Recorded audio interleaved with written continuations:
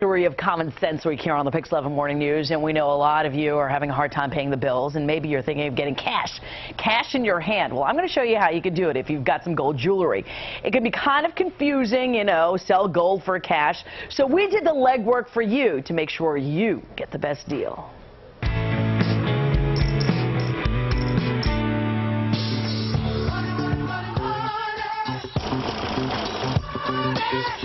You walk into the store and you give them your gold and you get their cash. But you got to negotiate. But I said, whatever you can give me, you give me. That may not be the way to walk away with the most cash. The most important thing is to know what you have. You can figure it out yourself. The higher the carat, the more it's worth. 24 karat is pure gold, the good stuff. 18 karat is 75% mixed with other metals.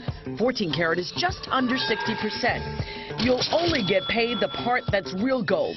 So weigh it. Look up the gold selling for the day and do the math. So for ounce price is $12.96 is higher because it's 18 karat. You divide it by 20, so we get $64.80 a pennyweight. A pennyweight? What the heck is that? Maybe we better leave this to the professionals, appraisers like Donald and Angela Palmieri. We're going to place the piece on the analyzer. GCAL uses an X-ray fluorescence metal analyzer, or XRF, that many jewelers don't have. There's a kiosk in the lobby of GCAL's building on 47th and 5th Avenue where anyone can bring the jewelry to be appraised. It costs about $25 for the first piece and $10 for every other piece. We brought in a gold charm bracelet minus the charms from the 60s. I'm going to go ahead and print the certificate for this scan. The appraised value, $677.31. You get a printed card with all the information about what your gold is worth. Armed with that information, we took that same bracelet to several jewelry stores for an informal survey to find out what a walk-in would be paid. We won't give you their names, but offers ranged from $257 to $490. Remember, jewelers are looking to make a profit, too. Then we brought in the bracelet to Albert & Sons in the Diamond District. Camera rolling. And if they fade away, that means it's not real. Jan Kodnov did the same type of acid test most jewelers do to confirm the bracelet is 14K. He weighed it and did some calculating. We get $701. Wow. So you can see those offers really differed by a lot of money. So here to join us now with a little bit more on how you can get that cold hard cash in your hand. Don Palmieri is joining us live. So nice to have you here. A lot of people hear about gold parties, mail in your gold. What do you suggest? I suggest you keep it local.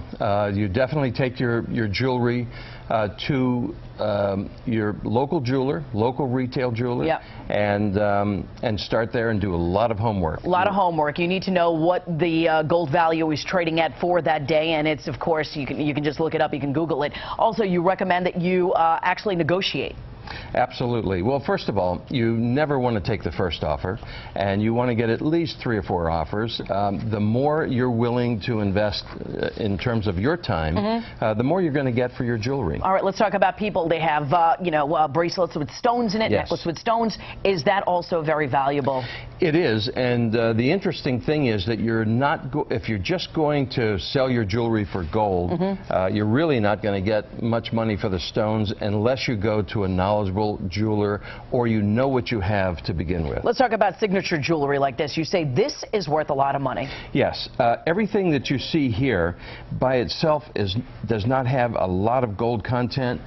If it was just sold for gold, it would be a crime, and if it was melted down, it would be a crime. These are artworks. Yeah. You were talking about these memories are worth, yes, more. The pieces itself. Absolutely. When you go into your jewelry box and you've inherited pieces and you really don't know what they are, it really pays to get some expert advice. Hire an appraiser just as a consultant for a half hour or an hour.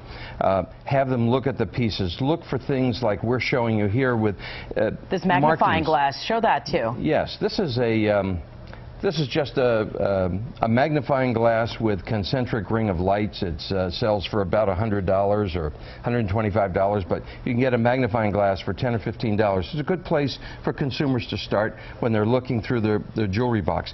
Just because a piece does not have a carat mark or a name on it doesn't mean it isn't gold or platinum.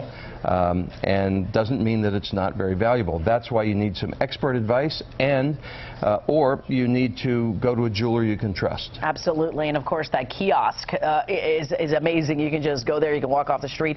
A little bit of your time means more cash in your pocket. For more information on where you can find where the kiosk is and where Donald is, make sure you go to our website, pix11.com/morningnews. Remember, you got to negotiate to find the right price, but I'm telling you, it's worth it. So take that bracelet or that earring that you never wear and get money for it.